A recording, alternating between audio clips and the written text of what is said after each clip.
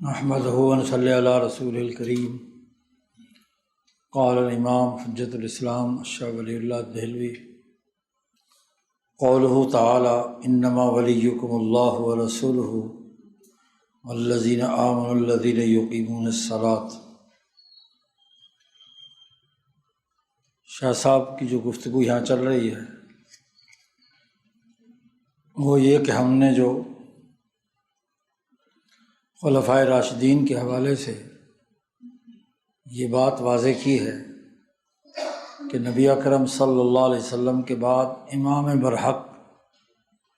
حضرت ابوبکر صدیق رضی اللہ تعالیٰ عنہ ہیں،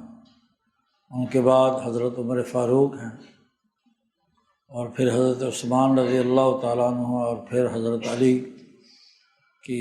خلافت اور امامت ہے۔ تو شاہ صاحب کہتے ہیں کہ یہ جو ہم نے گفتگو کی ہے اس پر شیعہ حضرات جو ان کے مقابلے میں دلائل پیش کرتے ہیں، ان میں سے ایک آیت پیچھے کل گزری جس پر گفتگو ہوئی کہ وہ یہ کہتے ہیں کہ اولو الارحام بعضهم اولی ببعض فی کتاب اللہ۔ شاہ صاحب نے اس آیت کا پورا مطلب اور مفہوم واضح کیا ہے کہ اس کا سیاق و سباق خلافت اور امامت کے امور بیان نہیں کر رہا، بلکہ وہ مہاجر و انصار کی جو اجتماعیت کا تذکرہ سورۃ الانفال کے آخری رکوع میں چل رہا تھا، اس کی تکمیل میں اس آخری آیت میں یہ بات فرمائی کہ جو مہاجرین و انصار صحابہ میں مواخات اور آپس میں باہمی تعلق اور تواصل کا، رشتوں کا، سماجی بدھن کا تعلق قائم کیا گیا ہے، وہ اپنی جگہ پر برقرار ہے، لیکن اس سے یہ نہیں ہوگا کہ جو ایک دوسرے ذوی الارحام کے ساتھ ذوی الفروض اور ذوی جو عصبات ہیں ان کے جو حقوق وراثت ہے ان میں کوئی تغیر و تبدل ہو جائے۔ یہ مطلب ہے کہ خونی رشتے برقرار رہیں گے، اس کا براہ راست امامت یا خلافت اور ریاست سے کوئی تعلق نہیں ہے۔ اس پر تفصیل سے گفتگو کل ہو چکی ہے۔ دوسری آیت جو شیعہ حضرات پیش کرتے ہیں کہ اللہ پاک نے فرمایا ہے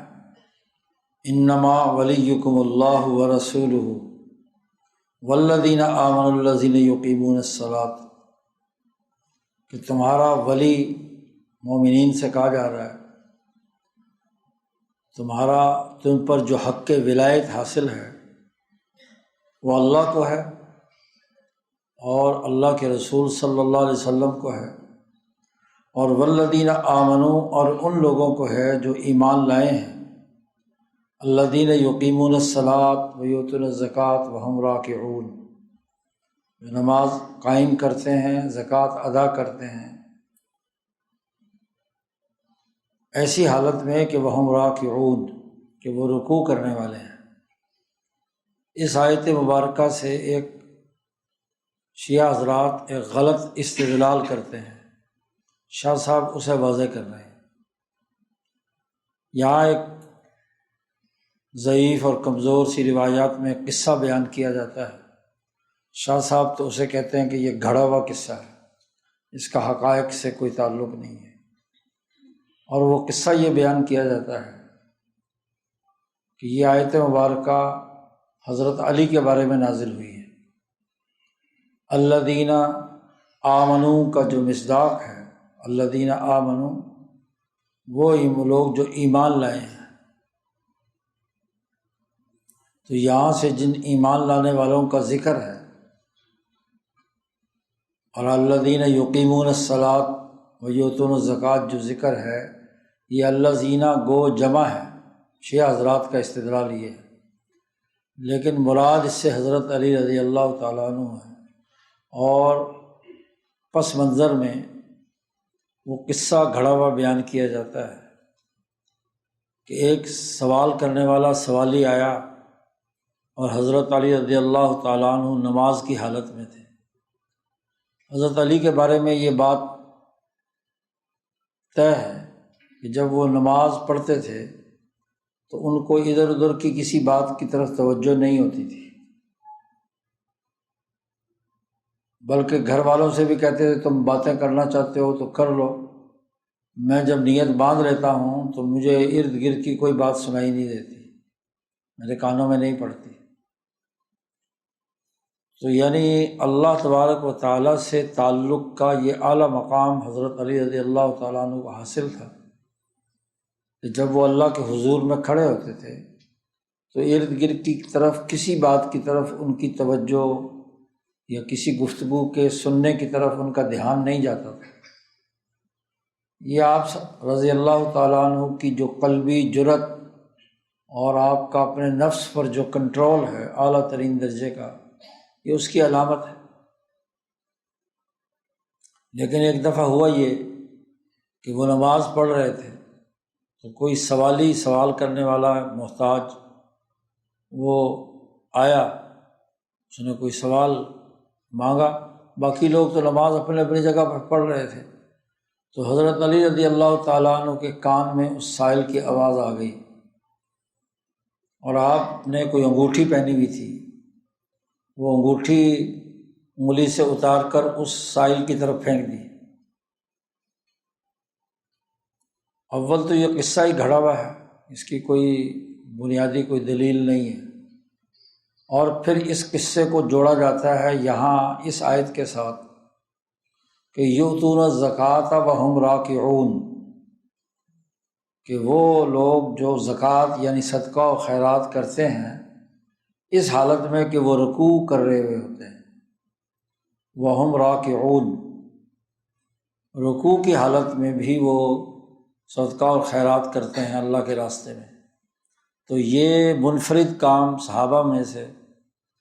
صرف حضرت علی المرتضیٰ رضی اللہ تعالیٰ عنہ نے کیا ہے، تو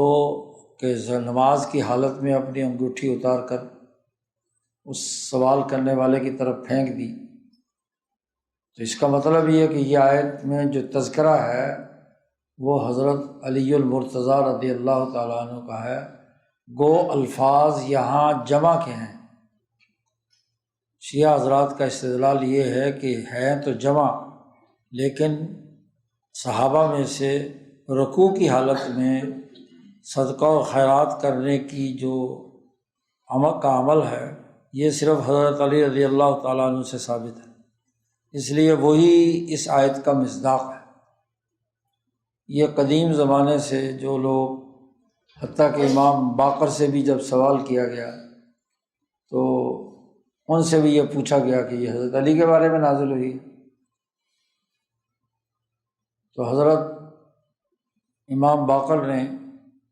یہ بات کہی تھی، جیسے آگے شاہ صاحب بیان کر رہے ہیں کہ وہ بھی ان مسلمانوں میں سے ہیں جو باقی مسلمان تھے، انہوں نے اس بات کی کوئی وضاحت نہیں کی کہ یہ خاص حضرت علی کے بارے میں نازل ہوئی۔ اول بات تو یہ ہے کہ یہ اس آیت میں زکوٰۃ دینے کا رکوع کے حالت کے اندر جو صرف زکوٰۃ اور اس کو بھی مخصوص حضرت علی سے کر کے پھر ولی کا معنی یہ کرنا کہ یہ ولایت حکمرانی ہے کہ اللہ وہ حکمران ہیں، ولی ہیں، اور اس کے بعد پھر رسول اللہ صلی اللہ علیہ وسلم ولی ہیں، پھر اس کے بعد الذین آمنو، اب یہ الذین آمنو تو تمام مسلمانوں کے لیے ہے، اس میں سے صرف حضرت علی کو نکال کر ان کی ولایت ثابت کرنا اور ولایت بمعنی حکومت ثابت کرنا، یہ ایک لمبی چوڑی گھڑی ہوئی بات ہے جس کا حقائق سے کوئی تعلق نہیں ہے۔ شاہ صاحب نے اس آیت کا جو استدلال شیعہ حضرات کی طرف سے ہے اس کا جواب دیا ہے یہاں۔ پہلی بات تو حضرت شاہ صاحب فرماتے ہیں کہ سیاق آیت ذکر مرتدین است، یہاں جو یہ آیت ہے انما ولیکم اللہ، اس سے پہلے جو آیت ہے اس میں مرتدین کے حوالے سے جو اللہ نے بات کہی تھی اس کا تذکرہ ہے، یا ایھا الذین آمنوا من یرتد منکم عن دینہ، تو یہ جو پوری آیت ہے کہ تم میں سے جو آدمی مرتد ہوگا تو اللہ پاک اسے ایک ایسی قوم کو پیدا کرے گا، اللہ اس سے محبت کرتے ہیں اور وہ اللہ سے محبت کرتے ہیں، تو ایک قوم پیدا کرے گا اور وہ ان مرتدین کا مقابلہ کرے گا۔ اس آیت کا سیاق و سباق وہ مرتدین کے ذکر سے متعلق ہے، کیونکہ اس آیت کے فوراً بعد یہ آیت ہے انما ولیکم اللہ ورسولہ۔ اور شاہ صاحب فتح الرحمان میں لکھتے ہیں اس آیت کے حاشیے پر کہ مترجم گوید این وعدہ در زمان حضرت ابو بکر صدیق رضی اللہ تعالیٰ عنہ متحقق شد و مہاجرین و انصار و تابعان ایشاں با مرتدین جہاد کردن۔ حضرت ابو بکر صدیق رضی اللہ تعالیٰ عنہ کے دور حکمرانی میں مہاجرین و انصار اور ان کے ساتھ جتنے اس جہاد میں لوگ شریک تھے انہوں نے ان مرتدین کے خلاف جہاد کیا ہے۔ اب اس سے پہلے والی آیت ذکر کر رہی ہے کہ مرتدین کے خلاف کام کرنے والے لوگ وہ ہیں جن سے اللہ اور اس کے رسول محبت کرتے ہیں اور وہ اللہ سے محبت کرتے ہیں، اور یہ حقیقت میں ارتداد کے خلاف جہاد اور جنگ یہ ابو بکر صدیق رضی اللہ تعالیٰ عنہ کے زمانے میں ہوا ہے۔ حضرت علی کے زمانے میں مرتدین کے خلاف کوئی جنگ اور جہاد نہیں، تو ذکر پیچھے مرتدین کے خلاف جہاد کا ہے، اور وہ حضرت ابو بکر صدیق کے زمانے میں خارج میں ہوا ہے، اس کے بعد یہ آیت ہے۔ اس لیے شاہ صاحب فرماتے ہیں کہ اس کا تعلق ذکر مرتدینت و جہاد با ایشاں، ان کے ساتھ جہاد کرنے سے ہے۔ این معنی با اتفاق مفسرین در حق صدیق اکبر است، یہ جو پچھلے والی آیت ہے اس میں تمام مفسرین کا اتفاق ہے کہ مرتدین کے خلاف جہاد کرنے کا زمانہ حضرت ابو بکر صدیق رضی اللہ تعالیٰ عنہ کا دور خلافت ہے۔ شاہ صاحب کہتے ہیں قالہ قتادہ و ضحاک والحسن البصری، کہ قتادہ نے بھی اس آیت کی یہی تفسیر کی ہے، ضحاک نے بھی، اور حسن بصری، امام حسن بصری نے بھی یہی بات کہی ہے۔ تو جو مفسرین ہیں ان کا اتفاق ہے کہ اس سے پہلے والی آیت میں صدیق اکبر کا تذکرہ ہے۔ وہ حوادثے کے در عالم پیدا شد اول دلیل است برا از میان مورخین کیست کہ یاد دارد کسے دریں مدد متداولہ بوصف جمع رجال نسب قتال بمرتدین نمودہ باشد سوائے صدیق اکبر۔ بھئی جو اس دنیا میں کائنات میں واقعات وقوع پذیر ہوئے ہیں، جی پیدا ہوئے ہیں، تو مورخین نے میں سے کون ہے جو ان تمام کو یاد رکھ کر اس لمبی مدت میں سوائے صدیق اکبر کے اور کون ہے جس نے کیا ہے یہ مرتدین کے خلاف مقابلہ کیا ہے، افراد کو جمع کیا، جہاد اور جنگ کی اور مقابلے کیے، یہ سوائے صدیق اکبر کے کون ہیں؟ پھر ایک اور بات کی طرف توجہ دلائی ہے شاہ صاحب نے کہ اس پہلی آیت میں حضرت صدیق اکبر کا تذکرہ ہے، تمام مفسرین کے اتفاق، اور حقیقت واقعہ بھی خارج میں تاریخی طور پر یہی ہے کہ دور صدیقی میں مرتدین کا مقابلہ کیا گیا ہے۔ اب اس کے بعد فوراً یہ آیت ہے، اس میں انما ولیکم اللہ کا لفظ ہے، تو شاہ صاحب کہتے ہیں انما کا جو جملہ لفظ ہے یہ جو استعمال کیا جاتا ہے در کلام عربی زبان میں برائے دلیل جملہ سابقہ و تحقیق و تثبیت او میں آیت، انما کا لفظ جب بھی استعمال ہوتا ہے تو اس سے پہلے جو گفتگو چل رہی ہوتی ہے اس کی دلیل کے طور پر ہوتا ہے، جملہ سابقہ کی دلیل ہوتی ہے، اور پہلے جو بات کی جا رہی ہے اس کی تحقیق ہوتی ہے اور اس کی تثبیت ہوتی ہے، اس کو پختہ کیا جاتا ہے کہ جن لوگوں نے مرتدین کے خلاف جہاد کیا ہے اللہ سے وہ محبت کرتے ہیں، اللہ ان سے محبت کرتا ہے، تو اس کی پختگی کے لیے بیان کیا انما ولیکم اللہ، کہ مسلمانوں کو یہ حوصلہ دیا جا رہا ہے جنہوں نے یہ جہاد کیا ہے، یعنی اے مسلمانان از ارتداد عرب و جموع مجتمع ایشاں چرا میں ترسید، اے مسلمانوں یہ عرب قبائل کے ارتداد اور بہت سارے لشکروں کے جمع ہونے سے تم کیوں ڈرتے ہو؟ یہ انما کا معنی ہے، غیر ازین نیست کہ کارساز شما در حقیقت خدا است، اس کے علاوہ اور کیا بات ہے کہ تمہارا جو کارساز ہے حقیقت میں وہ اللہ تبارک و تعالیٰ ہے، کہ اللہ تبارک و تعالیٰ نے ہی الہام فرمایا ہے اور باقی فرماتا ہے، اور تمام امور جو ہیں اسی کی تدبیر سے الہام کیے جاتے ہیں، یعنی اللہ تبارک و تعالیٰ ہی مرتدین کے مقابلے میں ابوبکر صدیق میں یہ القاء کیا ہے کہ وہ جہاد کریں، اور پھر جتنے بھی جہاد سے متعلق امور ہیں ان کا نظم و نسق چلانے والا تو اللہ تبارک و تعالیٰ ہے۔ یہ کہا جا رہا ہے کہ ڈرو نہیں، گھبراؤ نہیں ان سے مقابلہ کرنے میں، اس لیے کہ تمہارا ولی اللہ ہے اور اس کے رسول صلی اللہ علیہ وسلم ہے، اور پھر جتنے مومنین ہیں جو نمازیں ادا کرتے ہیں، زکوٰۃ ادا کرتے ہیں، وہ تمہارے ولی ہیں، جو حضور صلی اللہ علیہ وسلم کی صحیح تربیت یافتہ جماعت صحابہ، خصوصاً خلفائے راشدین یا عشرہ مبشرہ یا بدری صحابہ، یہ سب کے سب لوگ جو ہیں اس کام کے اندر تمہارے ولی ہیں۔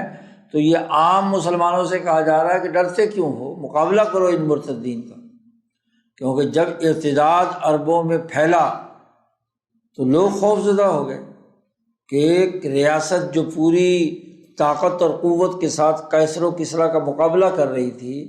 اور پورے عرب پر اس کی حکمرانی تھی، تو ایک دم کبھی ایک قبیلہ بغاوت کرتا ہے، کبھی دوسرا کرتا ہے، کبھی تیسرا کرتا ہے، تو عام مسلمان اس سے کافی پریشان ہو گئے تھے۔ تو ان کو تسلی دی جا رہی ہے کہ بھائی گھبراتے کیوں ہو، مقابلہ کرو، اس لیے کہ تمہارا ولی اللہ، اس کا رسول اور یہ مومنین کی جو جماعت صحابہ حضور صلی اللہ علیہ وسلم نے تیار کی ہے یہ تمہاری پشت پر ہے۔ یہ بات یہاں کہی جا رہی ہے۔ وَرَسُولُهُ کہ سررشتہ ترغیب بر جہاد است، اور وہ جو اس کے رسول صلی اللہ علیہ وسلم ہیں انہوں نے تو جہاد کی ترغیب دی ہے۔ ایسے موقع پر جب دنیا مخالف ہو جائے تو ان کے مقابلے میں جہاد اور جدوجہد کی ترغیب انہوں نے دی ہے۔ در عالم آوردہ است، دنیا میں تشریف لائے ہیں، اور پھر انہوں نے اپنی امت کی دستگیری کے لیے دعائیں فرمائی ہیں۔ رسول کی دعائیں تمہارے ساتھ ہیں، اس لیے گھبراتے کیوں ہو؟ تو شاہ صاحب کہتے ہیں کہ در ظاہر محققین اہل ایمان، محققین اہل ایمان وہ ہیں جنہوں نے یہ جہاد کا کام کیا ہے، جو نماز ادا کرتے ہیں، زکوٰۃ ادا کرتے ہیں، بوصف نیایش و خشوع متصف است، وہ بہت زیادہ اللہ کے سامنے خشوع کرنے والے، اس کی تعریف و ثنا کرنے والے ہیں۔ وہ اہلیت تحمل داعیہ الہیہ دارن، اور وہ اس بات کی اہلیت بھی رکھتے ہیں کہ اللہ کی طرف سے جو داعیہ الہیہ آتا ہے اسے برداشت کرتے ہیں، اس کے لیے کام کرتے ہیں۔ تو یہ جذبہ جہاد مرتدین کے خلاف، یہ داعیہ الہیہ جو ابوبکر صدیق کے قلب میں آیا اور انہوں نے فیصلہ کیا کہ جو ریاستی رٹ کو نہیں مانے گا، ایک رسی بھی زکوٰۃ کی مجھے نہیں دے گا، میں اس کے ساتھ جنگ لڑوں گا۔ یہ داعیہ الہیہ تھا، یہ کسی نفسانی خواہش سے نہیں تھا، اللہ کی طرف سے جذبہ پیدا ہوا۔ یہی وجہ ہے کہ عمر فاروق نے جب اس پر ایک علمی سوال کیا تو حضرت ابوبکر صدیق نے اسی داعیہ الہیہ کی بنیاد پر ہی عمر فاروق سے کہا تھا کہ بھائی تم جاہلیت میں تو بڑے سخت تھے، اب دین اسلام میں آ کر یہ کمزوری کیوں دکھا رہے ہو؟ تو وہ داعیہ الہیہ اسے حضرت ابوبکر صدیق کے قلب میں آیا، انہوں نے برداشت کیا، اور پھر جب غور و فکر کیا تو عمر فاروق نے بھی قبول کر لیا، اور پھر پوری جماعت صحابہ نے قبول کر کے جہاد کے لیے کردار ادا کیا۔ و خدائے تعالیٰ بردست ایشاں اتمام اصلاح عالم میں فرمائے۔ اللہ تبارک و تعالیٰ اس سچی جماعت جو نماز قائم کرتی ہے، زکوٰۃ ادا کرتی ہے، تو ان تمام کی ہاتھ سے ہی پورے عالم کی اصلاح فرمائے گا، کیونکہ صحابہ کی جماعت وہ ہے کہ وہ بھی انسانیت کی طرف مبعوث ہے۔ امام شاہ ولی اللہ فرماتے ہیں کہ آپ صلی اللہ علیہ وسلم کی بعثت کے دو پہلو ہیں، ایک تو آپ قریش کی طرف مبعوث ہوئے ہیں اور ایک پوری دنیا کی طرف مبعوث ہوئے ہیں۔ تو جو پہلی بعثت تھی اس کے مطابق صحابہ کی جماعت تیار کر دی، اور اس کے بعد صحابہ کو مبعوث کیا دنیا کے لیے۔ انما بعثتم میسرین، کہ تمہیں مبعوث، لفظ مبعوثیت استعمال کیا ہے، جو انبیاء کے لیے استعمال کیا گیا لفظ۔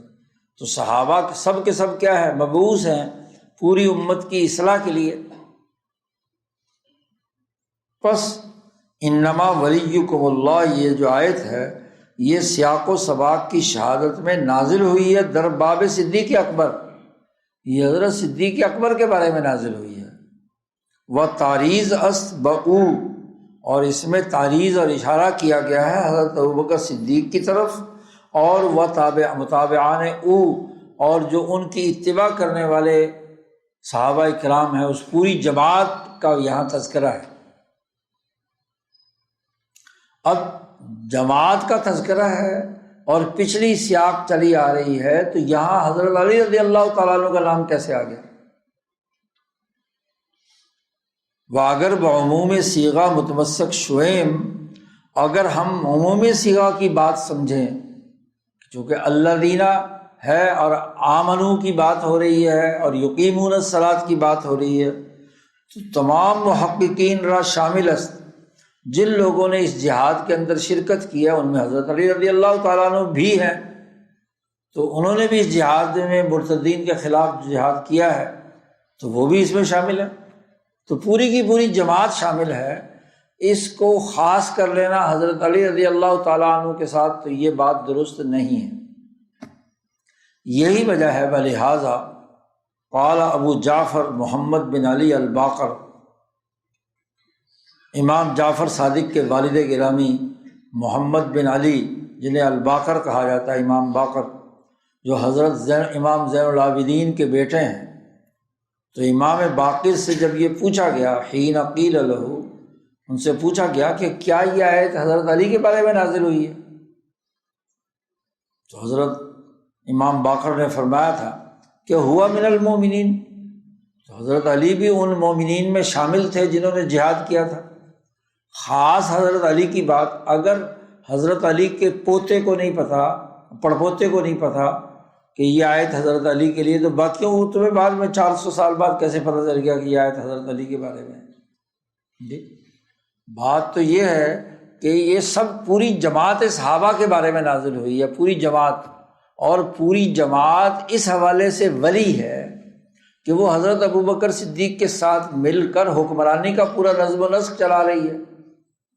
تو اس کا تعلق تو جماعت کی اجتماعی ولایت پر ہے، حکمرانی پر ہے۔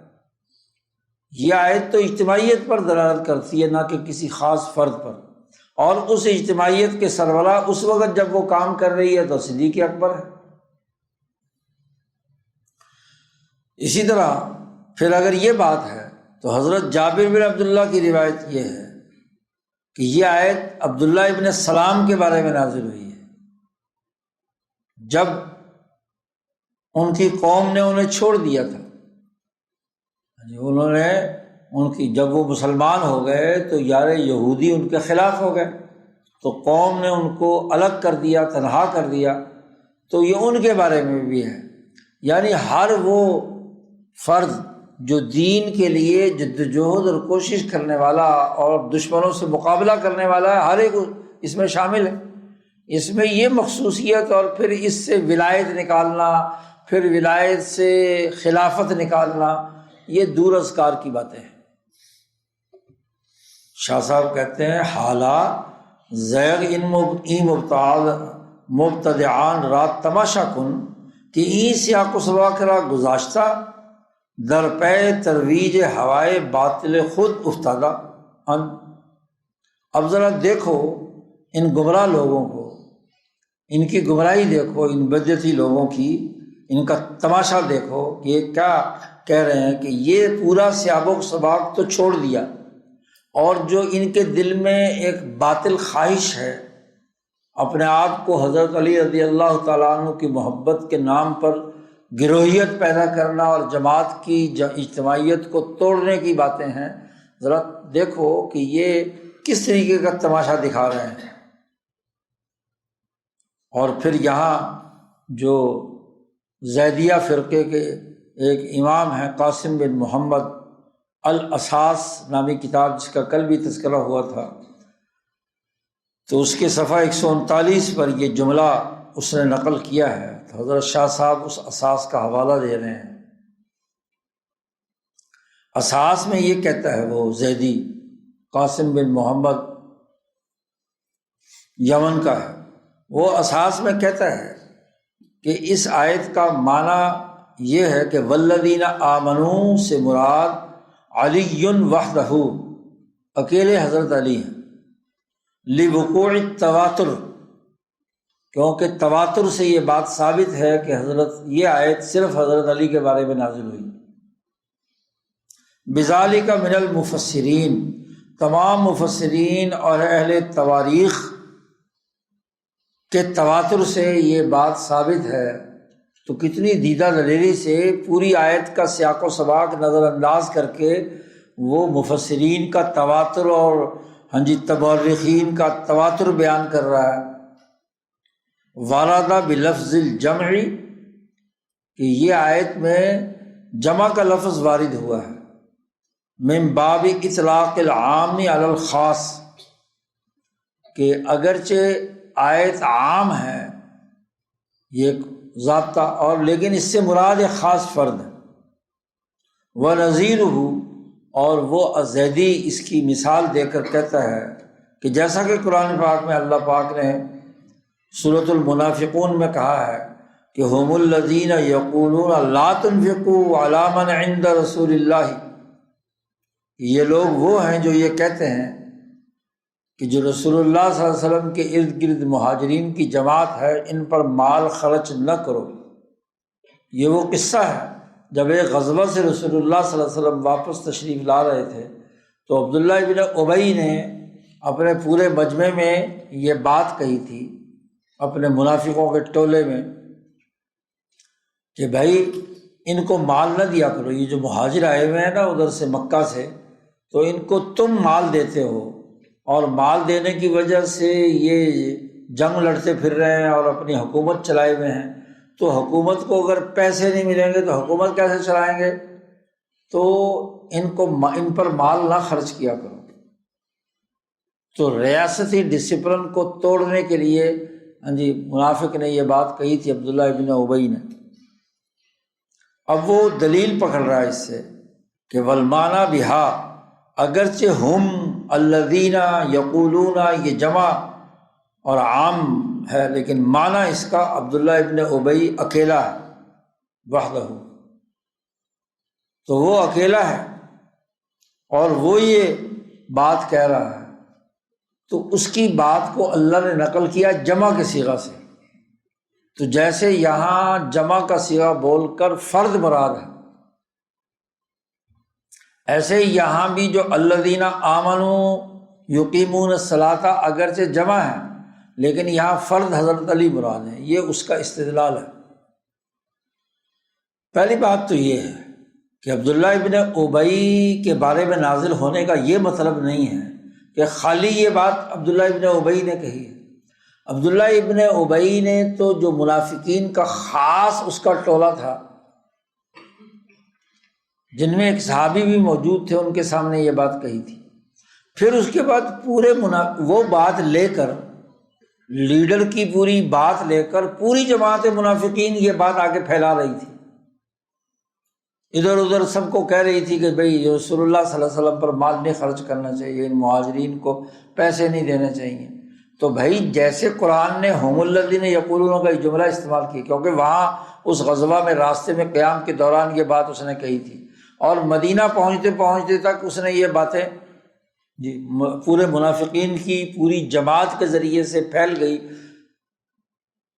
وہ جو صحابی جنہوں نے یہ بات سنی تھی انہوں نے آ کر رسول اللہ صلی اللہ علیہ وسلم کو یہ بات بتلائی کہ بھی یہ اس طرح کی حرکتیں کر رہے ہیں، بلکہ اس نے کہا تھا کہ جب ہم مدینہ پہنچیں گے تو ہم عزت والے ان ذلت والے مہاجرین کو نکال بار کریں گے، جی جیسے ہم وہاں پہنچیں گے۔ تو یہ باتیں ان صحابی رسول نے آ کر رسول اللہ صلی اللہ علیہ وسلم کو بیان فرما دی۔ اب عبداللہ ابن ابی جب حضور صلی اللہ علیہ وسلم کے پاس آیا تو آپ صلی اللہ علیہ وسلم نے اس سے کہا کہ تم نے یہ بات کہی ہے؟ انہوں نے کہا نہیں میں تو کہی نہیں، وہ سارے حالی موالی جو ساتھ تھے، ہاں جی ہم نے تو یہ بات کہی نہیں، زبان سے نہیں نکالی۔ جیسا کہ پیچھے تفصیلی یہ روایت گزری ہے، شاہ صاحب بھی لائے تھے پیچھے، کہ وہ صحابی اب بظاہر کوئی دلیل نہیں تھی، کیونکہ خفیہ مجمع میں وہ سارا کا سارا ٹولہ جس کے سامنے یہ بات کہی تھی وہ منافقین کا تھا، تو انہوں نے سب نے گواہیاں دی کہ دیکھو جی عبداللہ ابن ابی نے تو یہ بات نہیں کہی، یہ فلاں صحابی نے جھوٹا الزام لگایا ہے۔ تو وہ صحابی کہتے ہیں میں بڑا پریشان تھا کہ بھائی یہ عجیب بات ہے، بات اس نے کی ہے، میں نے حضور صلی اللہ علیہ وسلم کو بتلا دی اور یہ میں اب ثابت نہیں ہوئی مجمع کے اندر، تو وہ میں سوچتا جا رہا تھا۔ تو جب حضور صلی اللہ علیہ وسلم کے پاس پہنچا تو یہ آیت نازل ہوئی سورۃ منافقون، اور اس میں بتلا دیا کہ اس نے یہ بات کہی ہے، ان کی پوری جماعت اس پروپیگنڈے کے اندر شریک ہے۔ تو یہاں ہم جیسے جمع ہے ایسے ہی جمع سارے منافقین کے بارے میں ہے۔ اس کو عبداللہ ابن ابی پر خاص کر لینا، تو وہ جماعت کا لیڈر تھا اس لیے اس کا مفسرین ذکر کرتے ہیں، ورنہ تو مراد تو جماعت ہے، کیونکہ یہ کام جتنا بھی پروپیگنڈے کا سب نے کیا ہے۔ اول تو اس آیت کے اندر اپنی طرف سے جمع بول کر فرد مراد لے لیا، یہ غلط۔ پھر اس کو استدلال میں نظیر کے طور پر پیش کر رہا ہے کہ جیسے ہم الذین، یہاں جو الذین آمنوا ہے یہ بھی جمع ہے لیکن مراد اس سے حضرت علی ہیں۔ تو شاہ صاحب کہتے ہیں ذرا ان کا تماشا دیکھو کہ یہ سیاق و سباق کو چھوڑ کر اپنی طرف سے یہ دعویٰ کر رہا ہے۔ پھر اس میں ایک دعویٰ کیا تواتر کا کہ مفسرین اور مورخین کے تواتر سے یہ بات ثابت ہے کہ یہ آیت جو ہے وہ اس سے مراد صرف حضرت علی اکیلے ہے۔ شاہ صاحب فرماتے ہیں اما تواترے کہ بیان تفوہ میں کنت ممنوع است، جس تواتر کو وہ زبان سے نکال کر کہہ رہا ہے کہ جی یہ تواتر ہے۔ عام طور پر یہ گمراہ فرقے اپنی کسی بات کو بیان کرنے کے لیے کہتے ہیں تواتر۔ آج کل بھی بعض جماعتیں جو ہیں کسی بھی بات جی اجماع امت ہے، جی اجماع امت ہے، جی یہ تواتر سے ثابت ہے۔ شاہ صاحب کہتے ہیں تواتر کے معنی کا بھی پتہ ہے کسے کہتے ہیں تواتر؟ شاہ صاحب کہتے ہیں معنی تواتر است کہ جماع عظیمہ کے تواتر ایشا عادتاً برکذب ممتنع باشد بحث ادراک کردہ باشد چیزیں را تواتر اسے کہتے ہیں۔ شاہ صاحب نے تواتر کی تعریف کر دی۔ معنی تواتر کا یہ ہے کہ ایک اتنی بڑی جماعت ایک بات کہہ رہی ہو کہ عام طور پر اتنی بڑی جماعت کا جھوٹ پر جمع ہونا ممنوع ہو۔ عادتاً یہ بات کہ لوگ جھوٹی بات سارے یہاں پھیلا رہے ہیں، اس کو تواتر کہتے ہیں۔ اور اتنی بڑی عظیم جماعت کہے تو جماعت عظیمہ ہونا ضروری ہے جو یہ بات کہے، اور وہ اپنی بحث ادراک کردہ باشند اور حس سے ادراک کر لیں کہ یہ بات ایسے ہے۔ چیزیں را و خبر دہند ازاں ادراک خیش این جا حس، اچھا خیش اپنے ادراک کی خبر دیں آگے، اس کو تواتر کہتے ہیں۔ اب یہ جس حدیث کی بات یا جس قول کی بات بیان کر رہے ہیں تو یہاں تو تواتر کا بڑا گہرا تعلق حصے سمع کے ساتھ ہے۔ حواس خمسہ ظاہرہ میں سے یہاں جو بات آگے نقل کی جا رہی ہے وہ سننے کے حوالے سے بات ہے۔ وہیں جا حس غیر سمع الصادق مصدوق نمے تواند بود، اس کا تعلق سماعت سے ہے، یعنی نبی اکرم صلی اللہ علیہ وسلم نے یا کہیں کسی نے درجہ بدرجہ یہ سنا ہو کہ ان کے علاوہ اور کوئی نہیں ہے۔ شاہ صاحب کہتے ہیں کہ ہیچ حدیث مرفوع ثابت نیست چے جائے کہ تواتر، ایک بھی مرفوع حدیث اس حوالے سے موجود نہیں ہے کہ اس آیت کا مراد اور مصداق حضرت علی رضی اللہ تعالیٰ عنہ، ایک بھی حدیث مرفوع نہیں، حدیث ایک بھی سماعت میں نہیں ہے، اور دعویٰ کر رہا ہے تواتر کا کہ بہت بڑی جماعت اس بات کو روایت کر رہی ہے۔ اور بالفرض اگر ہم تواتر کے لفظ کو، لفظ کی جو حقیقت اور معنی ہے اس کو نظر انداز کریں اور ہم تسامح کرتے ہوئے یہ سمجھیں کہ اس سے مراد اتفاق ہے، ایک تو تواتر اصطلاحی ہے، وہ تو کسی صورت میں نہیں ہے کیونکہ ایک بھی حدیث مرفوع نہیں ہے، اور اگر ہم لفظ جو تواتر زیدی صاحب نے استعمال کیا ہے تو اگر ہم اس کو نظر انداز کر کے یہ سمجھیں کہ اس سے اس کی مراد مفسرین اور مورخین کا اتفاق ہے، در حیز مناس، وہ بھی کیا ہے، درست نہیں ہے۔ اتفاق صحابہ یا علماء وہ بھی کیا ہے، لما مر عن جابر والباقر، جیسا کہ امام باقر اور حضرت جابر بن عبداللہ کی روایت سے پیچھے ابھی گزرا ہے کہ انہوں نے حضرت علی کے بارے میں سوال ہوا تو انہوں نے کہہ دیا کہ وہ بھی مومنین میں سے ہیں، جیسے باقی مومنین ہیں ویسے وہ بھی مومن ہیں۔ اب خود امام باقر اس بات کو نہیں مان رہے، اور اسی طریقے سے حضرت جابر بن عبداللہ صحابی رسول ہے وہ نہیں مان رہے، تو کیا امام باقر سے جھگڑے کی بنیاد پر امام زید والے جو زیدی ہیں وہ یہ کہیں کہ جی اس کے علاوہ کی بات پر تواتر کی بات کریں؟ یہ تواتر ذرا ذرا زیدیوں کا ہو سکتا ہے، وہ تو حجت نہیں ہے باقیوں پر۔ خود جو شیعہ امامیہ کے امام ہیں امام باقر وہ تو مان نہیں رہے اس کو، تو یہ استدلال کیسا؟ شاہ صاحب کہتے ہیں کہ اگر یہ تعویل جو کر رہے ہیں وہ کہ اس سے مراد حضرت علی ہیں تو مختلف ہی ہے، تأمل میں باید کر غور یہ کرنا چاہیے۔ ذرا اگر برقاعدہ باشد اخذ کنیں، اگر کوئی تعویل کی جائے اس کا رخ موڑ کر کسی اور معنی کی طرف لی جائے، اگر قاعدے کے مطابق ہو تو پھر تو ٹھیک ہے ہم لیں گے، اور اگر خلاف قاعدہ ہو تو رد کر دیں۔ تو خلاف قاعدہ کوئی بھی تعویل جو ہے عقلی طور پر معتبر نہیں ہے۔ تعویل بعید اور تعویل قریب کا فرق علماء کرتے ہیں۔ پھر بعض میں گویم پھر ہم یہ بھی کہتے ہیں کہ کدام ضرورت پیش آمد کہ از لفظ عام معنی خاص ارادہ میں باید کر، کیا ضرورت پیش آئی ہے کہ ایک لفظ عام اللہ پاک بیان کر رہا ہے، الذین یقیمون الصلاۃ جمع بیان کر رہا ہے، عام لفظ بیان کر رہا ہے، جو بھی مسلمان اس مرتدین کے خلاف اقدامات کرنے والے ہیں وہ سب شامل ہیں، تو ضرورت کیا پیش آئی کہ ان میں سے صرف حضرت علی کو الگ کیا جائے؟ معنی خاص ارادہ میں باید کر، اور پھر اس کے اندر یوں کیا جائے کہ لفظ جمع سے مفرد مراد لینا، یہ تو ایسی تعویل ہے جو تعویل بعید ہے، اور اگر دور کی یہ تعویل لینی ہے تو پھر قرینہ قویہ میں باید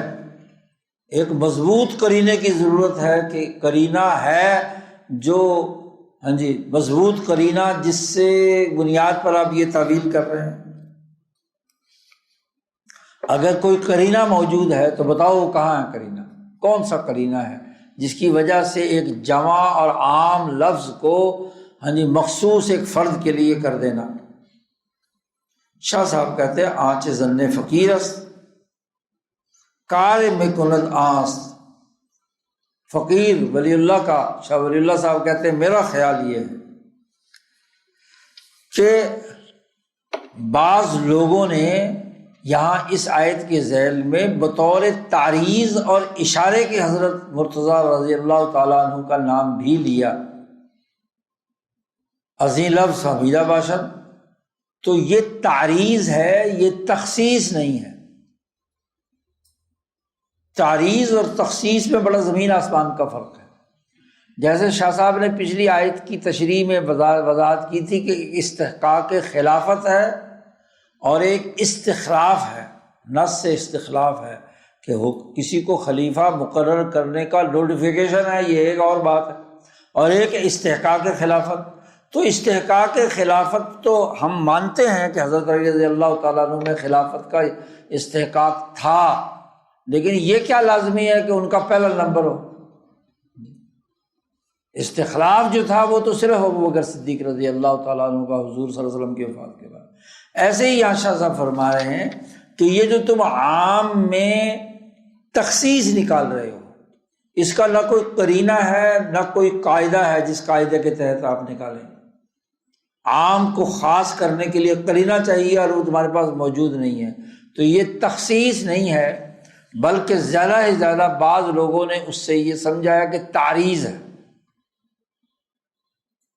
تعریض امر جدا است، غیر تخصیص عام، عام کی تخصیص سے الگ ایک تعریض ہے۔ تعریض کا مطلب ہے کہ اشارہ ہے، تو جیسے باقی حضرات کی طرف ہے تو وہ بھی مرتدین کے خلاف جنگ لڑنے والے تھے، تو تعریض ہے۔ اینجا عام بر معنی عموم خود باقی است، عام اپنے پورے معنی عموم پر اسی طرح باقی ہے۔ ما ھذا، اسی کے ساتھ ساتھ یہ بھی دیکھیے کہ قرائن دلالت میں نمایت بر دخول فرد واحد در عام، اس سیاق و سباق میں تو قرینے اس بات پر دلالت کرتے ہیں کہ فرد ایک آدمی جو ہے وہ بھی عام میں داخل ہے، عام معنی میں، بلکہ برآں سوق کلام برائے او بودا است، پورا کلام کا جو سیاق و سباق ہے وہ اس پر دلالت کرتا ہے۔ باقی رہی تعریض کی بات، تو یہ جو تعریضات کی بات ہے یہ تو ہم تفصیل سے پیچھے ایک فصل پوری میں بیان کر چکے ہیں کہ کس آیت میں کس شخصیت کی طرف تعریض ہے، اور اس سے اس سوال کا جواب بھی آ جاتا ہے جو شاہ صاحب پر کل کسی دوست نے کیا تھا، شاہ صاحب نے کیا تھا کہ جی وہاں الفوز الکبیر میں تو شاہ صاحب کہتے ہیں کہ شان نزول خاص نہیں کرنا چاہیے، آیات تو عام ہیں، اور دوسری طرف یہاں دوسری بات فرما رہے ہیں۔ تو بات یہ ہے، ایک ہے تعریض اور ایک ہے تخصیص۔ وہاں جس چیز کی نفی کر رہے ہیں وہ تخصیص، جہاں یہ کہا ہے کہ آیات جو ہیں وہ کسی خاص شان نزول کے ساتھ مخصوص نہیں ہے، اور ایک ہے تعریض، تو وہاں بھی شاہ صاحب نے کہا تھا کہ صرف ان آیات کے شان نزول پر گفتگو کی جانی چاہیے جس میں آیت میں کوئی تعریض کی گئی ہو، تو جہاں تعریض کی گئی ہے وہاں ذکر کریں گے۔ اسی لیے اس سے پہلے والی آیت میں تعریض ہے ابوبکر صدیق کے بارے میں، کیونکہ عملاً مرتدین کے خلاف جہاد میں سب سے بڑا قرینہ تو یہ موجود ہے۔ تو تعریض کی جہاں تک بات ہے، تعریضات وہ پیچھے پوری در فصل تعریضات بس نمودیم، لیکن یہ زیدی صاحب جو ہیں، قاسم بن محمد زیدی، جنہوں نے یہ الاساس لکھی ہے، این شخص بسبب قلت معلومات خود بعام معنی آشنا نیست، یہ آدمی اس کے پاس خود معلومات کی قلت ہے، علم کے حوالے سے خود یہ فقیر ہے، وہ اس معنی سے آشنا ہی نہیں کہ تخصیص کیا ہوتی ہے اور تعریض کیا ہوتی ہے۔ تعریض کو تخصیص بنا کر یہاں پیش کر رہا ہے، بر تخصیص فرد کے بارے میں تخصیص کا کیا مطلب ہے، کہاں لائی جاتی ہے۔ بعض میں گویم، پھر ہم یہ بھی کہتے ہیں اگلا مرحلہ کہ اینجا تعریض وقت راس بباید کہ وہم راکعون حال واقع شود۔ اگر ہم اس قصے کو مان بھی لیں تھوڑی دیر کے لیے کہ حضرت علی نے رکوع کی حالت میں انگوٹھی اتار کر دے دی تھی یؤتون الزکوٰۃ وہم راکعون، تو وہم راکعون یہ تعریض حضرت علی کی طرف تو تب ہوگی معتبر کہ جب ہم یہ سمجھیں کہ یہ ہم راکعون حال واقع شود از یؤتون الزکوٰۃ، یقیمون الصلاۃ و یؤتون الزکوٰۃ وہم راکعون، تو وہم راکعون کو صرف زکوٰۃ والا یؤتون الزکوٰۃ ہے اس کا حال بنائیں کہ وہ زکوٰۃ ادا کرتے ہیں اس حالت میں جب وہ رکوع کیے ہوئے ہوں، تو تبھی تعریض ہوگی نا حضرت علی رضی اللہ تعالیٰ عنہ کی طرف۔ اور وہاں قصہ مخترع،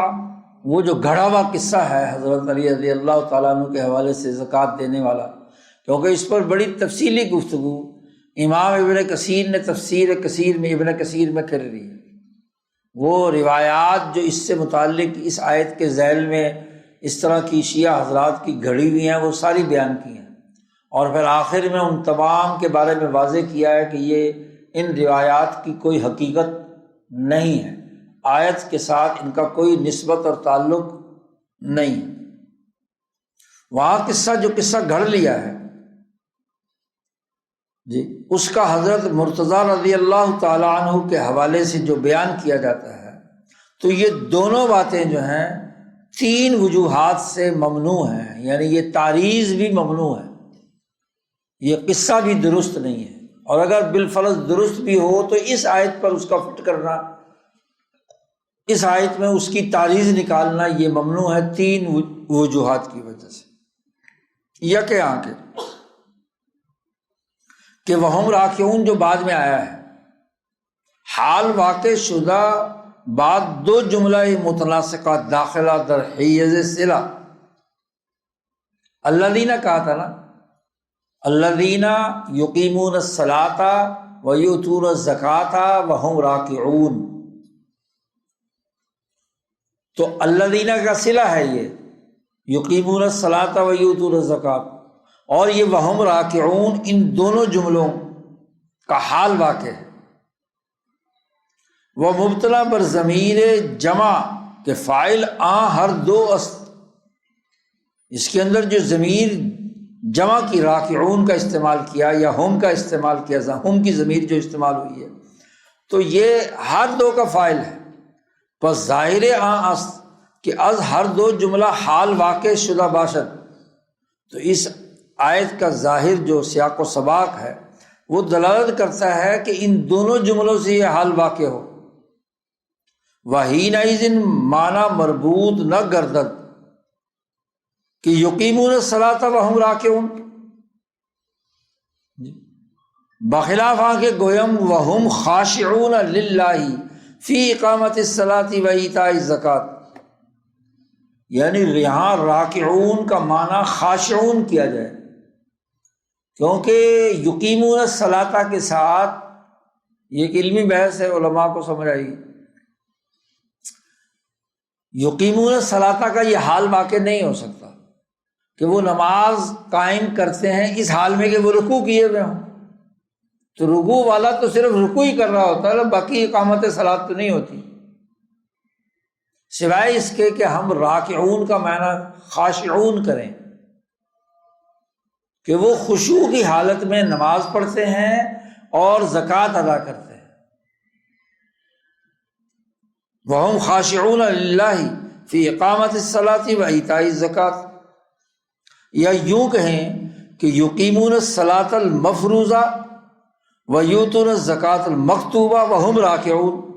تو کوئی نہ کوئی تو حذف نکالنا پڑے گا نا، کہ وہ مکتوبہ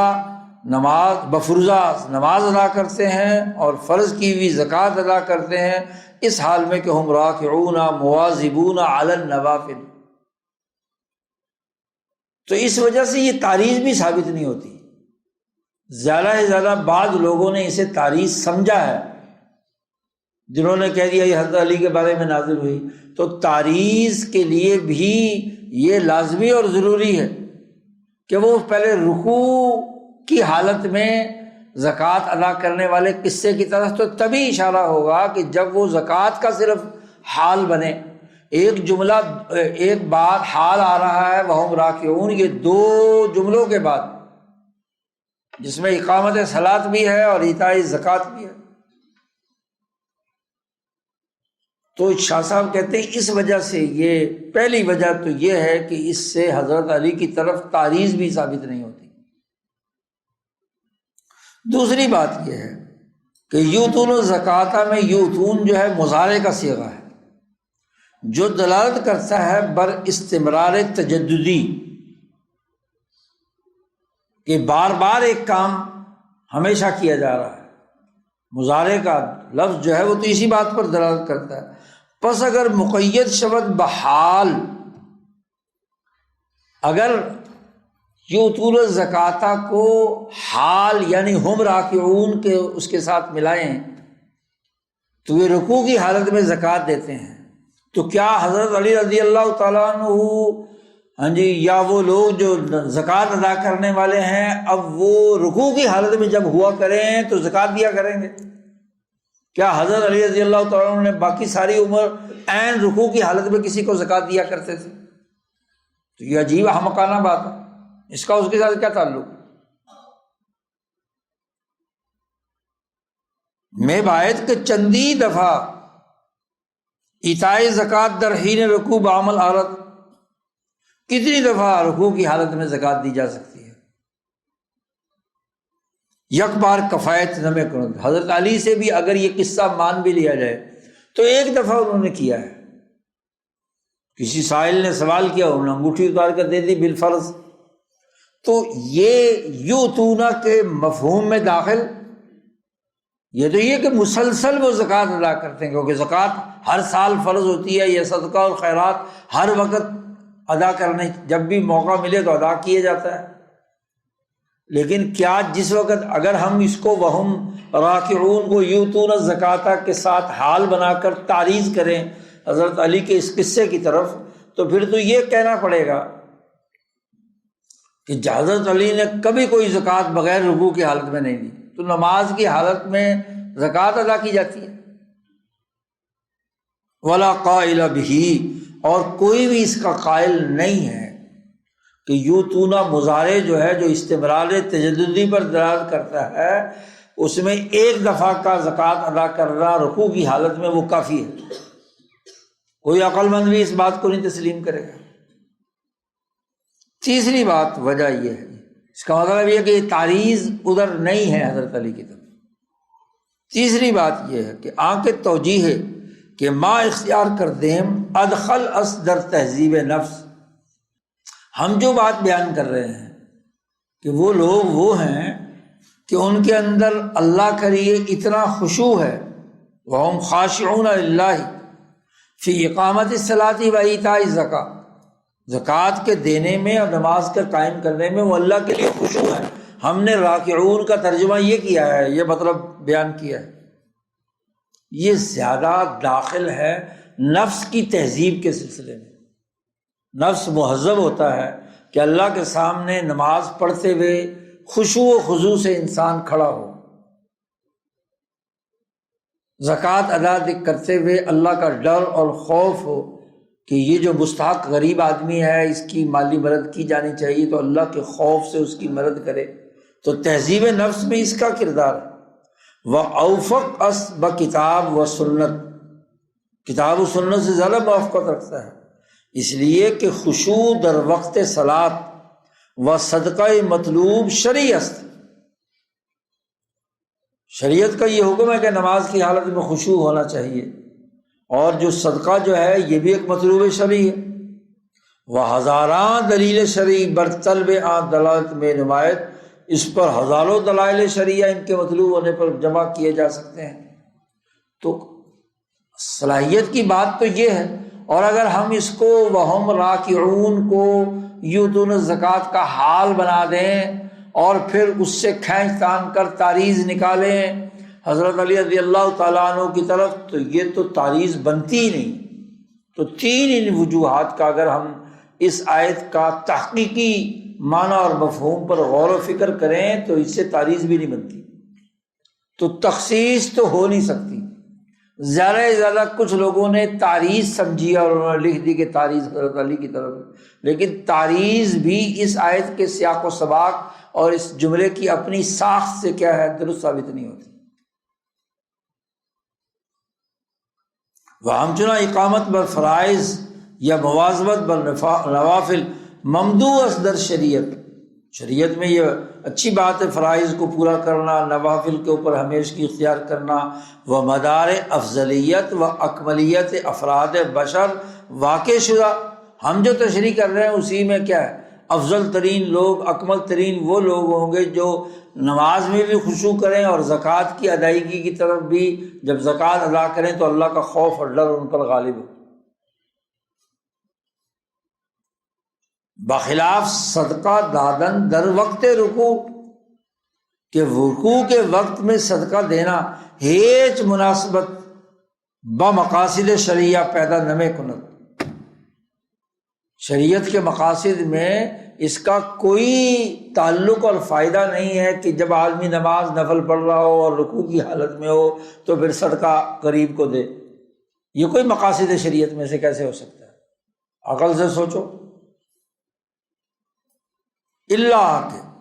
فی الجملہ زیادہ سے زیادہ یہ بات ہو سکتی ہے کہ رکوع کی حالت میں آپ ابھی اچانک نماز پڑھ رہے تھے، رکوع کی حالت میں ہے، ایک فقیر سائل سوالی آ گیا اور اس نے سوال کیا، تو زیادہ سے زیادہ یہ بات ہے کہ یہ صدقہ خیرات کرنے میں جلدی کی ہے، یعنی اتنا انتظار نہیں کیا کہ میں سلام پھیروں اور نماز سے فارغ ہوں اور پھر میں کسی سائل کو دوں، تو زیادہ سے زیادہ اس سے یہ بات ثابت ہوگی کہ مسارعت در صدقات وحینئذ حسن عبارت باشد کہ گوین پھر عبارت کا حسن یہ تھا کہ یہاں ہم راکعون کے بجائے ہم یسارعون ہونا چاہیے، آیت بدلنی پڑے گی پھر کہ وہ نماز ادا کرتے ہیں اور زکوٰۃ ادا کرتے ہیں، وہم یسارعون، تو یہ راکعون کا لفظ کیوں آیا؟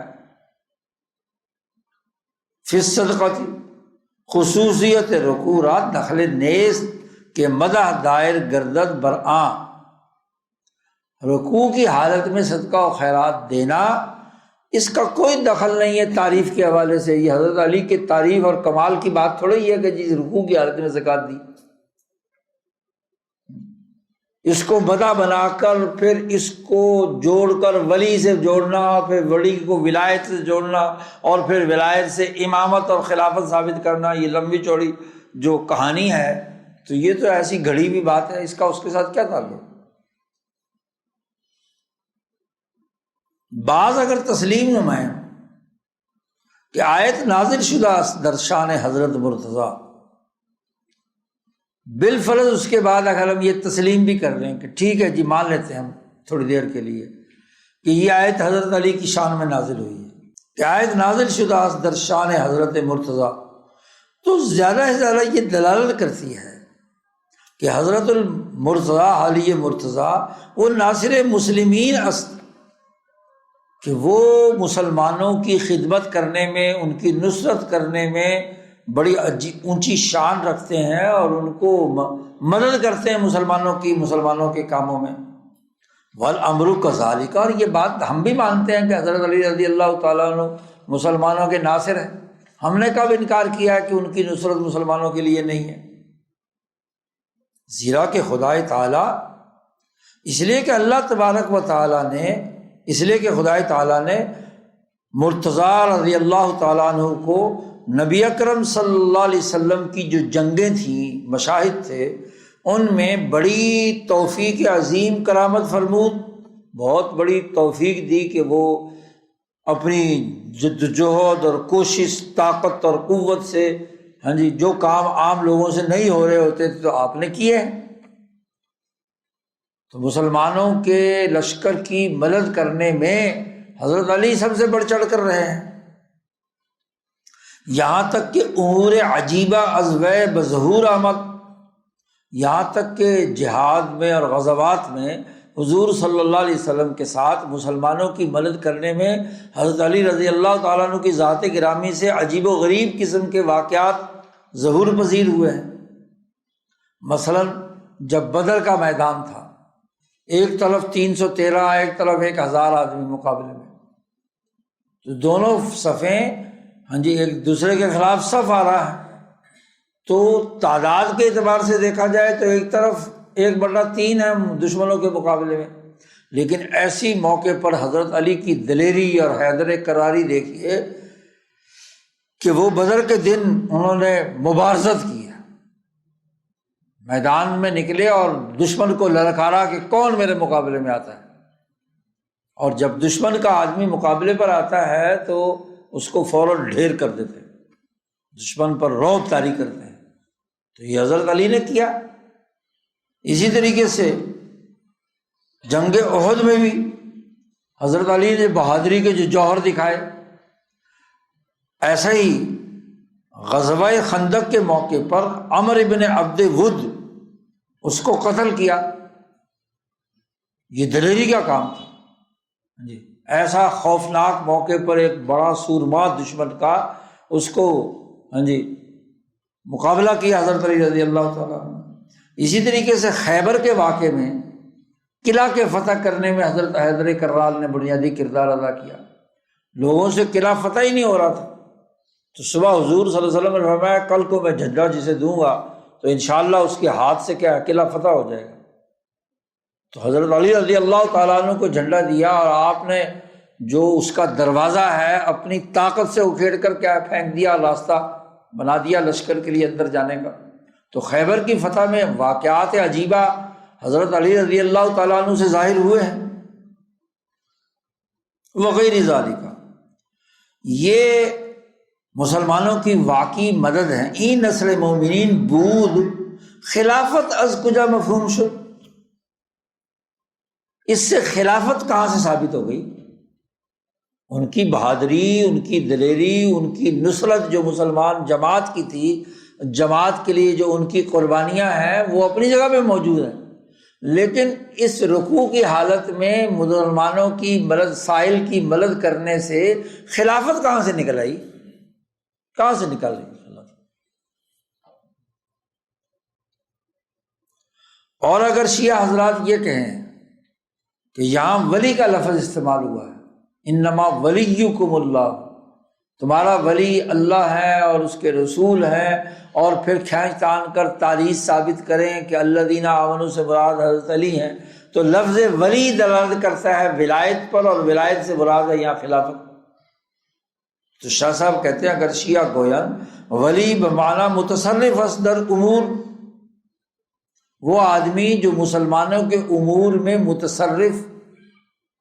کسی بھی اجتماعی کام میں جو فیصلہ کن اتھارٹی ہے اس کو ولی کہتے ہیں۔ ولایت اور حکمرانی اسی سے ہی ہے۔ شاہ صاحب کہتے ہیں مانند ولی مرا در نکاح، جیسے عورت کا ولی ہوتا ہے نکاح کے موقع پر، تو وہ گویا کہ وکیل بن کر کسی مرد سے کیا ہے اپنی بیٹی کا، بہن کا نکاح پڑھواتا ہے، تو جیسے وہ ولی ہے اس کا متصرف ہے۔ یا جیسے ولی بچے کا گارڈین ہوتا ہے، چھوٹا نابالغ بچہ، اس کی طرف سے کوئی کام کرنا ہے تو یہ ولی سوی جسے آپ گارڈین مقرر کرتے ہیں تو وہ اس کی طرف سے ہوتا ہے۔ در معاملات او و ضمیر خطاب برائے امت است، اور یہاں جو ضمیر خطاب کی ہے وہ امت کے لیے ہے۔ وہ ولی امت نمے باشد مگر امام، شیعہ حضرات کہتے ہیں کہ امت کا ولی وہ ہوتا ہے جو امام اور حکمران اور خلیفہ ہو۔ تو اگر وہم راکعون ہیں اور وہ رکوع کرنے والے جو زکوٰۃ ادا کرتے ہیں، اور وہ ولیکم ہیں، تم مسلمانوں کے ولی اللہ بھی ہیں، رسول بھی ہیں، اور حضرت علی بھی ہیں مثلا، تو ولی امت جو ہے وہ تو امام ہوتا ہے۔ یعنی پہلے تو آیت میں سے کھینچ تان کر حضرت علی کی تعریض نکالی، پھر حضرت علی کو کی ولایت ثابت کرنے کے لیے، خلیفہ بنانے کے لیے، بھائی اگر یہ بات ہے اور الذین آمنوا جمع ہے تو اس سے تو پھر حضرت صدیق اکبر کی ولایت بھی ثابت ہو رہی ہے، عمر فاروق کی خلافت اور ولایت بھی ثابت ہو رہی ہے، حضرت عثمان کی بھی کیا ہے ولایت ثابت ہو رہی ہے، کوئی حضرت علی کی اکیلے کی ولایت، اور اگر بالفرض ثابت بھی ہو جائے تو ٹھیک ہے نا، استحقاق خلافت ہے حضرت علی کو، یہ تو ہم پیچھے بیان کر چکے ہیں، یعنی جب ان کی باری آئے گی چوتھے دور میں تو وہ خلیفہ بنیں گے، ولی بنیں گے جب وہ ولایت کا زمانہ آئے گا۔ یہ کہاں آیت میں لکھا ہوا ہے کہ حضور صلی اللہ علیہ وسلم کے فوراً بعد سب سے پہلے حضرت علی کا نمبر ہے؟ یہ تو کہیں نہیں لکھا۔ شاہ صاحب اس کا جواب دے رہے ہیں، گویم ہم یہ کہتے ہیں کہ اولاً بنقض اجمالی، ہم اجمالی طور پر اس دعوے کو جو ولی کے معنی اور مفہوم میں شیعہ حضرات بیان کر رہے ہیں اس کو توڑتے ہیں کہ این آیت دال است بر امامت او فی الحال، پس در حین حال حیات آن حضرت صلی اللہ علیہ وسلم امام باشد۔ اگر یہ ہم یہ کہیں کہ جب یہ آیت نازل ہوئی اور وہ رکوع کی حالت میں زکوٰۃ دینے والے ہیں، تو اگر اسی وقت اللہ بھی ولی ہے، رسول بھی ولی ہے، اور رسول کے ساتھ ساتھ علی بھی ولی ہے اسی وقت، جبکہ امام موجود ہے رسول اللہ صلی اللہ علیہ وسلم، تو ان کی امامت کے زمانے میں علی امام کیسے ہو گئے؟ امام تو ایک ہی ہوتا ہے۔ کہ فی الحال تو ہمیں حضرت علی ولی نہیں ہو سکتے، ولا قائل بھی، اور کوئی اس کا قائل نہیں ہے کہ جب تک نبی اکرم صلی اللہ علیہ وسلم دنیا میں تشریف فرما تھے تو امام برحق خلیفۃ اللہ فی الارض وہ تو رسول اللہ صلی اللہ علیہ وسلم تھے۔ اچھا جی، اور اگر آپ یہ کہو کہ ہاں ولی تو ہیں لیکن کچھ عرصے کے بعد، یعنی جب حضور صلی اللہ علیہ وسلم کا وصال ہوگا تو پھر ولی بنے، تو بھائی اگر یہ کچھ عرصہ تم شامل کرنا چاہتے ہو ولایت کے لیے تو تھوڑا سا بڑھا لو، 24 سال سے آگے لے جاؤ۔ ہاں جی، یہ کیا ضروری ہے؟ اس آیت میں کہاں لکھا ہے کہ وفات کے فوراً بعد جو ہے ولی جو ہے وہ حضرت علی ہیں؟ اگر مانا ولو بعد حین، اگر اس کے بعد ہو تو برما ناحز گردت زیرا کے در وقت از اوقات، کسی نہ کسی وقت میں وہ ضرور ولی بنیں گے، اور وہ وقت قیامہ بالخلافہ، امام بحق وعبود، جب ان کی خلافت قائم ہوئی تھی تو اس میں وہ امام برحق تھے، ہم مانتے ہیں وہ ولی تھے، لیکن تم یہ آیت میں کہاں لکھا ہوا ہے کہ جناب جیسے ہی حضور صلی اللہ علیہ وسلم کی امامت ختم ہوگی تو وہ ولی ہوں گے؟ ظاہر ہے کہ زمانے کے بعد ہی ہوں گے، حضور کی زندگی میں تو کوئی ولی نہیں ہے نا،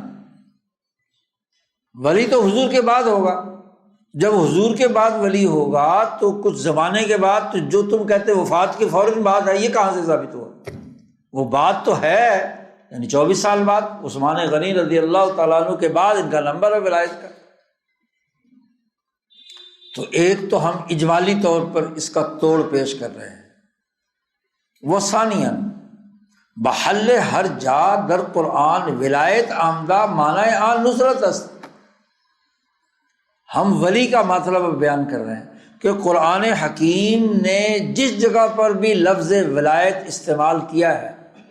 اس سے مراد امامت اور خلیفہ نہیں ہے، جہاں بھی قرآن پاک میں لفظ ولایت استعمال ہوا ہے یہ نصرت کے معنی میں، مدد کرنے کے معنی میں، کہ جب بھی جماعت کو ضرورت پیش آئی تو اس جماعت کے لیے انہوں نے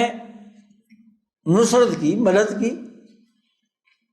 سورۃ الانفال میں اللہ نے فرمایا کہ ان الذین آمنوا وہاجروا وجاہدوا باموالہم وانفسہم فی سبیل اللہ والذین آووا ونصروا اولئک بعضهم اولیاء بعض، وہ ایک دوسرے کے اولیاء ہیں۔ اب اولیاء ولی کی جمع ہے،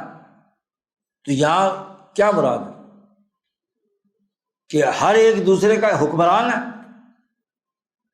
کرو ترجمہ یہ،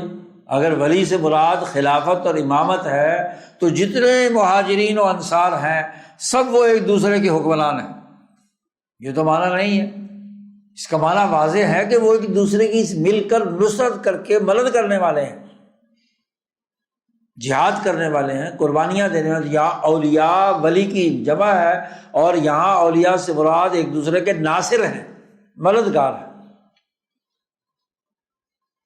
اسی طریقے سے والذین آمنوا ولم یہاجروا ما لکم من ولایتہم من شیء حتی یہاجروا، تو یہاں بھی ولایت کا لفظ استعمال ہوا ہے کہ جو لوگ ایمان لائے اور انہوں نے ابھی ہجرت نہیں کی، تو جب تک ہجرت نہ کریں اس وقت تک تم آپس میں مدد کی تمہارے لیے درست نہیں ہے۔ وَإِنِ اسْتَنْصَرُوكُمْ فِي الدِّينِ فَعَلَيْكُمُ النَّصْرُ، اب یہاں آگے اِنِ اسْتَنْصَرُوكُمْ فِي الدِّينِ، نصرت دین کے سلسلے میں ہو تو تم پر مدد کرنا ضروری ہے۔ خود قرآن نے ولایت کا معنی النصر کر دیا، تو یہاں انما ولیکم اللہ ورسولہ، تو اللہ بھی تمہاری مدد کرنے والا ہے، رسول بھی تمہاری مدد کرنے والا۔ جو مرتدین کے خلاف جہاد کر رہے تھے تو ان کو کہا جا رہا تھا نا کہ اللہ تمہاری مدد کرنے والا ہے، رسول بھی مدد کرتا ہے، انہوں نے بھی دعا کی تھی تمہاری کامیابی کی، اور پوری جماعت بھی ایک دوسرے کی نصرت کر رہی، اس لیے گھبراؤ نہیں اور مرتدین کا مقابلہ کرو۔ یہ مطلب ہے اس آیت کا سیاق و سباق۔ اسی طریقے سے سورۃ مائدہ میں فرمایا لا تتخذوا اليہود والنصارى اولیاء بعضهم اولیاء بعض، اب یہاں یہود و نصارہ کو آپس میں اولیاء بعضهم اولیاء بعض کا مطلب کیا ہے؟ نصرت ایک دوسرے کی نہیں کریں گے تم، وغیر ذالک۔ اور خصوصاً دریں آیت سیاق و سباق جہرتاً برمعنی نصرت دلالت میں نمایت، اور یہاں پر اس آیت میں جو انما ولیکم اللہ ورسولہ ولی کا سیاق و سباق تو واضح طور پر نصرت کے معنی پر دلالت کرتا ہے، اس لیے کہ شروع میں فرمایا یا ایھا الذین آمنوا من یرتد منکم عن دینہ فسوف یأتی اللہ بقوم یحبهم ویحبونہ، تو یہ اشارہ نصرت کی طرف ہے۔ بالذہ میں فرمائے، اور پھر اس آیت کے بعد فرمایا کہ وَمَن يَتَوَلَّ اللَّهَ وَرَسُولَهُ وَالَّذِينَ آمَنُوا فَإِنَّ حِزْبَ اللَّهِ هُمُ الْغَالِبُونَ، تو یہ آیت صاف طور پر نصرت پر دلالت کرتی ہے، انشریت در نصرت۔ شاہ صاحب یہ ساری گفتگو کرنے کے بعد فرماتے ہیں انصاف بدے، انصاف سے کام لو کہ این دلیل فی نفسی دلالت بر وجوب خلافت مرتضیٰ میں نمایت یا بعارض ہوا دفعا بالصدر بر مدعائے دور و دراز فرود آوردان، کیا یہ جو تم نے اتنی لمبی چوڑی گفتگو کر کے اس آیت سے استدلال کیا ہے، تو وہ زیدی صاحب جو ہیں وہ دیکھ لو کہ کیا یہ آیت حضرت علی المرتضیٰ کی خلافت کے وجوب کو دلالت کر رہی ہے یا یہ تمہاری خواہش ہے؟ وہ خواہش جو تمہارے سینے میں پل رہی تھی، تم نے اسے دور دراز سے کھینچ تان کر ولی سے ولایت اور ولایت سے آگے حضرت علی کی تعریض اور تعریض سے پھر خلافت، اور خلافت بھی فوراً حضور صلی اللہ علیہ وسلم کے بعد متصل، تو تمہاری خواہشات کا اظہار ہے یا اس آیت سے یہ بات ثابت ہو رہی ہے؟ باقی اسی زیدی صاحب نے اپنی ایک کتاب میں یہ قرآن حکیم کی یہ آیت پیش کی ہے دلیل کے طور پر حضرت علی حضرت ابوبکر صدیق کی خلافت کے خلاف، کہ اس آیت سے ولیکم اللہ ورسولہ سے تو حضرت علی کی خلافت ثابت ہوئی ہے، اور پھر اللہ نے کہا ہے، اللہ تعالیٰ کا یہ قول ہے کہ لا ینال عہد الظالمین، اور اس کا معنی اس نے کیا ہے یعنی الخلافت و ابو بکر کانا ظالماً لأنہ کانا کافرا فی اول عمرہ حتی بعث النبی صلی اللہ علیہ وسلم ودعاہ الی الاسلام۔ الاساس میں اس نے یہ بات نقل کی ہے کہ ادھر سے حضرت علی کی خلافت ثابت کر کے اپنے خیال کے مطابق پھر کہتا ہے کہ اللہ نے کہا ہے کہ میرا عہد جو ہے وہ ظالموں کو نہیں پہنچے گا، تو عہد سے مراد پہلے الخلافت لی کہ میرا یہ جو عہد جو علی کے لیے کر دیا تھا ہم نے، یہ خلافت ظالموں کو نہیں پہنچے گا، اور اس کا ترجمہ کرتا ہے کہ یہ عہد سے مراد خلافت ہے، اور ابو بکر صدیق نعوذ باللہ کانا ظالمن، ظالم کیسے ہیں؟ اس ظلم کی دلیل دے رہا ہے وہ کہ لِأَنَّهُ كَانَ كَافِرًا فِي أَوَّلِ عُمْرِهِ، کہ وہ اپنی عمر کے پہلے حصے میں کافر تھے، حتیٰ کہ حضور صلی اللہ علیہ وسلم تشریف لائے اور آپ صلی اللہ علیہ وسلم نے انہیں اسلام کی دعوت دی تو مسلمان ہو گئے۔ یعنی شروع زمانے میں کافر تھے، اس لیے حضور صلی اللہ علیہ وسلم پر ایمان لا کر جو 23 سال آپ کے ساتھ رہے تو آپ کے وصال کے بعد وہ اس لیے خلیفہ نہیں بن سکتے اس لیے کہ وہ بچپن میں پہلی عمر کے اندر کافر تھے۔ کون آدمی ہے جو نبوت سے پہلے کافر نہیں تھا جی؟ اور اس کی بنیاد پر وہ ظالم قرار دے کے اور پھر یہ آیت فٹ کرنا۔ شاہ صاحب کہتے ہیں اصل قصہ یہ جو جملہ لا ینال عہد الظالمین، یہ تو اللہ تعالیٰ کا خطاب ہے حضرت ابراہیم صلوات اللہ علیہ وسلم۔ حضرت ابراہیم علیہ السلام کا ذکر پیچھے ہو رہا ہے کہ حضرت ابراہیم علیہ السلام کو اللہ نے کہا تھا انی جاعلک للناس اماما، میں نے آپ کو امام بنایا ہے انسانیت کا۔ حضرت ابراہیم علیہ السلام نے کہا تھا قال ومن ذریتی، کہ میری اولاد میں بھی یہ امامت جاری رہنی چاہیے۔ تو اللہ نے فرمایا تھا قال لا ینال عہد الظالمین، تیری اولاد میں سے جو ظالم ہوگا اس کو یہ امامت نہیں ملے گی۔ تو یہ واقعہ، یہ آیت کا سیاق و سباق تو حضرت ابراہیم علیہ السلام کے اس قصے اور واقعے کے ساتھ ہے جب انہیں امام انسانیت بنایا گیا تو انہوں نے اپنی پوری اولاد کے لیے امامت کی بات کی، اور اللہ نے کہا کہ جو ظالم لوگ ہیں ان کو یہ امامت، اب ظلم حضرت ابو بکر صدیق کا ابراہیم کے اولاد میں سے ہے، ظلم یہ ہے کہ اسلام لانے سے پہلے ابتدائی عمر میں وہ کافر تھے، یہ ظالم ہو گئے۔ عجیب تماشا ہے۔ شاہ صاحب کہتے ہیں کہ یہاں جو امامہ کا لفظ استعمال ہوا ہے، اگرچہ معنی امام پیشوا است، یہاں اگرچہ امام کا معنی یہاں پیشوا ہے، نبی باشد یا خلیفہ یا عالم مقتدا، یہاں یہ امامت کوئی حکمرانی سے تعلق نہیں رکھتی۔ یہاں جو امام انسانیت کا ذکر کیا ہے تو امام عام ہے، پیشوا مراد ہے، رہنما مراد ہے، وہ نبی کی ہو یا خلیفہ ہو یا کوئی ایسا عالم ربانی ہو جس کی اقتداء کی جاتی ہو۔ لیکن یہاں اس جگہ پر نبی مراد ہے۔ لفظ امام اگرچہ عام ہے، خلیفہ کو بھی اور عالم کو بھی سب کو شامل ہے، لیکن یہاں جو حضرت ابراہیم علیہ السلام کے لیے اللہ نے جملہ استعمال کیا انی جاعلک للناس اماما، تو اس سے مراد نبی است بلا شک۔ ابراہیم علیہ السلام انسانیت کے امام ہیں تو انبیاء بنی اسرائیل و اسماعیل کے ابا جان ہیں، ابو الانبیاء ہیں، نبوت کی بات ہو رہی ہے۔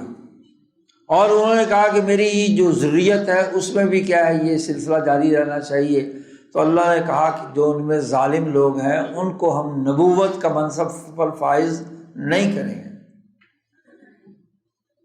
پس معنی کلام این است کہ خدا تبارک و تعالی حضرت ابراہیم لا نبی ساخت برائے مردمان، لوگوں کے لیے حضرت ابراہیم کو نبی بنایا اور انہیں مبعوث کیا لوگوں کی طرف، اور انہوں نے صلوات اللہ علیہ سوال نمود، انہوں نے اللہ سے سوال کیا کہ بار خدایا از ذریت من جمع را انبیاء گردان، میری اولاد میں سے جو جماعت ہے ان کو بھی آپ انبیاء مقرر کریں۔ تو وقت تبارک و تعالیٰ نے فرمایا کہ نرسد وحی من یا نبوت من ظالمہ را، جی یہ ظالموں پر یہ میری وحی یا نبوت نہیں ملے گی لوگوں۔ اور ودر حکایت ای ماجرا رد است بر مشرکان عرب بابلغ وجوہ کے میں گفتن۔ معاملہ یہ تھا کہ جب نبی اکرم صلی اللہ علیہ وسلم پر وحی آئی اور مشرکین مکہ کہا کرتے تھے کہ بھائی لولا نزل ھذا القرآن علی رجل من القریتین عظیم، یہ طائف اور مکہ کے جو بڑے بڑے سرداران ہیں، یہ وہی ایک یتیم بچے پر کیوں نازل ہوئی ہے؟ محمد بن عبداللہ صلی اللہ علیہ وسلم پر کیوں نازل ہوئی ہے؟ یہ جو بڑے بڑے سرداران قریش کے ہیں، ابراہیم کی اولاد میں سے ہے، اسماعیل کی اولاد میں سے ہیں، ان میں سے کسی ایک کے اوپر کیوں قرآن نازل نہیں ہوا؟ تو دراصل اس کا رد ہے کہ میرا یہ عہد، یعنی میری یہ نبوت ظالموں کو نہیں ملے گی۔ یہ جو قریتین عظیم میں بڑے بڑے سرداران ہیں، یہ سب ظالم ہیں۔ بات ان کی ہو رہی ہے اور فٹ کیا جا رہا ہے ادھر حضرت ابوبکر صدیق رضی اللہ تعالیٰ عنہ پر۔